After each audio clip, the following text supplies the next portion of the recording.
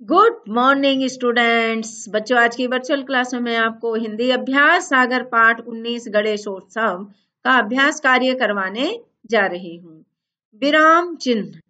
विराम का मतलब है विश्राम, ठहराव या रुकना।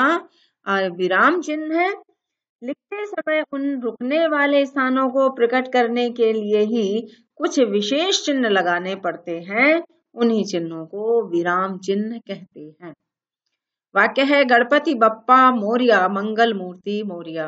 मोरिया के बाद देखो ये लगा हुआ है अल्प विराम, और मंगल मूर्ति मोरिया के बाद ये देखिए दोहरा उदाहरण चिन्ह के बीच में इनको लिखा गया है। आज गणेश चतुर्थी है। वाक्य पूरा हो गया, पूर्ण विराम। आज तो सभी बच्चे जल्दी जल्दी नहा धोकर में योजक चिन्ह लगा हुआ है, तैयार हो रहे हैं, पूर्ण विराम। माँ रसोई में मोदक, ये देखिए एकल उद्धरण चिन्ह के बीच में लिखा गया है, मोदक बनाने की तैयारियों में लगी हुई है, पूर्ण विराम। तो अब इन चिन्हों को यहाँ पर लिखना है, जो विराम चिन्ह यहाँ पर प्रयोग हुए हैं। पहले अल्प विराम, फिर दोहरा उद्धरण चिन्ह, पूर्ण विराम, इसके बाद योजक चिन्ह, और अंत में आपका ये देखिए मोदक में लगा हुआ है एकल उद्धरण चिन्ह। नीचे खंड खा में विराम चिन्ह एवं खंड खा में उनके नाम दिए गए हैं। विराम चिन्ह को उनके नाम से मिलाइए। पूर्ण विराम। नंबर 2 प्रश्न सूचक। नंबर 3 विस्मयादि बोधक। नंबर 4 एकल उद्धरण चिन्ह। नंबर 5 योजक चिन्ह। नंबर 6 दोहरा उद्धरण चिन्ह। नंबर 7 अल्प विराम। पूर्ण विराम का प्रयोग वाक्य के अंत में किया जाता है। प्रश्न सूचक चिन्ह, जिस वाक्य में कोई प्रश्न पूछा जाए उसमें प्रश्न सूचक चिन्ह लगाया जाता है। इसके बाद है विस्मयादि बोधक। विस्मयादि बोधक चिन्ह का प्रयोग भावों के साथ साथ संबोधन वाले चिन्हों में भी किया जाता है। फिर है एकल उद्धरण चिन्ह। किसी पाठ के शीर्षक पुस्तक के नाम को एकल उद्धरण चिन्ह के बीच में लिखा जाता है। फिर है योजक चिन्ह। दो शब्दों को जोड़ने के लिए और जब किसी की तुलना किसी अन्य से की जाती है उस समय भी योजक चिन्ह का प्रयोग किया जाता है।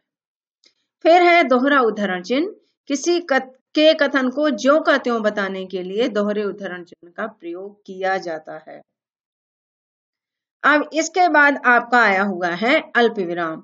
एक ही तरह के शब्दों एवं दोहरे उद्धरण चिन्ह से पहले अल्प विराम का प्रयोग किया जाता है। तो ये देखिए याद रखने योग्य, लिखते समय उन रुकने वाले स्थानों को प्रकट करने के लिए ही कुछ विशेष चिन्ह लगाने पड़ते हैं। उन्हीं चिन्हों को विराम चिन्ह कहते हैं। नीचे दिए गए वाक्यों को बोल बोलकर पढ़िए और विराम चिन्हों के प्रयोग पर ध्यान दीजिए। सदा सत्य बोलो, पूर्ण विराम। वाक्य पूरा हुआ। राम अल्प विराम, श्याम अल्प विराम, मोहन और गोपाल खेल रहे हैं, यानी इनको अलग करने के लिए राम श्याम के बाद देखिए अल्प विराम लगा हुआ, और लास्ट में आपका आया है पूर्ण विराम। मेरी पुस्तक का नाम ज्ञान सागर है। कहा हुआ था कि शीर्षक यदि लिखा जाता है या पुस्तक का नाम जब दिया जाता है तो एकल उद्धरण चिन्ह के बीच में लिखा जाता है और अंत में पूर्ण विराम। बाजार में काफी भीड़ भाड़ है, योजक चिन्ह लगा हुआ है, अंत में पूर्ण विराम। अनवर ने पूछा तुम कहाँ जा रहे हो।